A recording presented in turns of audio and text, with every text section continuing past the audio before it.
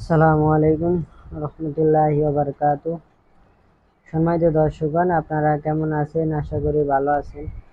তো আলহামদুলিল্লাহ, আপনাদের দোয়া আমিও ভালো আছি। তো সম্মানিত দর্শকগণ, শত্রু ছটফট করে মরবে। হ্যাঁ, যে আপনার যে শত্রু থেকে থাকে খুবই শক্তিশালী, কুরআনী আমলের মাধ্যমে শত্রু ছটফট করে মরবে। যেই শত্রু আপনার ক্ষতি করতে চায় ওই শত্রু নিজেরই ক্ষতি হবে, আপনার কোনো ক্ষতি হবে না। শত্রু দিন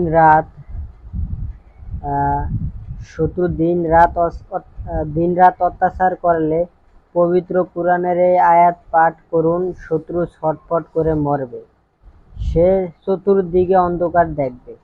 ঠিক আছে, যে শত্রু আপনাকে ক্ষতি করতে আসবে, যেই ক্ষতি করতে আসবে তার ওই ক্ষতি তার চতুর্দিক থেকে আসবে। ঠিক আছে, সে অন্ধকার দেখবে। তবে সামান্য কারণে বা হিংসামূলক এই আমল করলে নিজেরই ক্ষতি হবে। সম্মানিত দর্শকগণ, কুরআনী একটা আমল, তো আমলটা আপনারা করবেন। ভিডিওটা শুরু থেকে শেষ পর্যন্ত দেখবেন। এই আমলের অনুমতি পেতে হলে ভিডিওতে একটা লাইক করে দেবেন, অন্য ভাইদের উপকারের জন্য শেয়ার করবেন, কমেন্টে বলবেন আমি অনুমতি চাই, তাহলে অনুমতি দিয়ে দিব।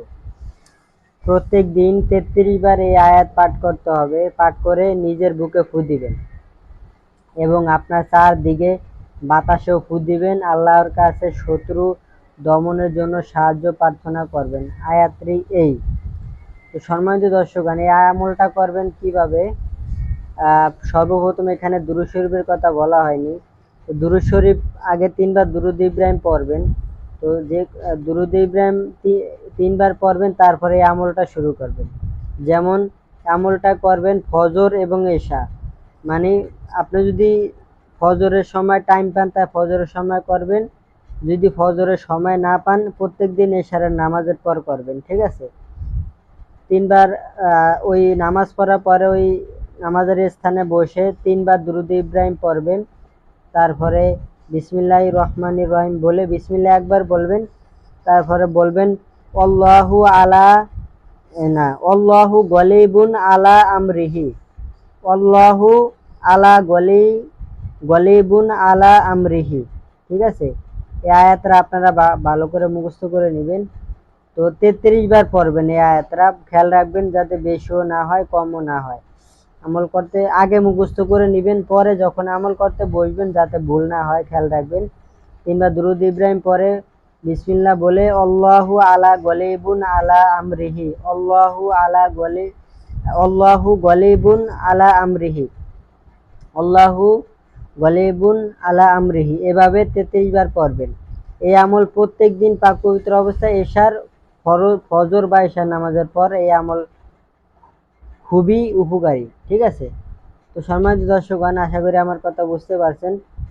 কুরআনী একটা আমল, তো দেখতে দেখা যাচ্ছে আমলটা খুবই সহজ, কিন্তু কি আমল হয়তো অনেকে ভাবতে পারেন আমলে কাজ হবে কি হবে না। তো কুরআনী আমল, আপনি যদি মুসলমান হয়ে থাকেন অবশ্যই অন্তরে আল্লাহর উপরে 100% ভরসা রেখে কাজ করতে হবে। যদি ভরসা না রেখে খুঁতখুঁতি রেখে আমল করেন তাহলে কাজ হবে না। হ্যাঁ, আল্লাহর উপরে যেরকম ভরসা করবেন তেমন খুঁতখুঁতি রাখেন তা কাজ হবে না। 100% আল্লাহর উপর বিশ্বাস রেখে কাজ করবেন।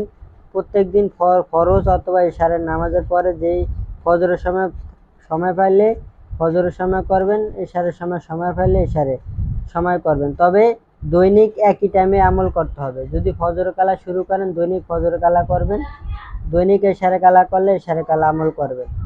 তো আশা করি আমার কথা বুঝতে পারছেন। তো এতটুকুই। আসসালামু আলাইকুম রহমতুল্লাহি ওয়া বারাকাতুহু।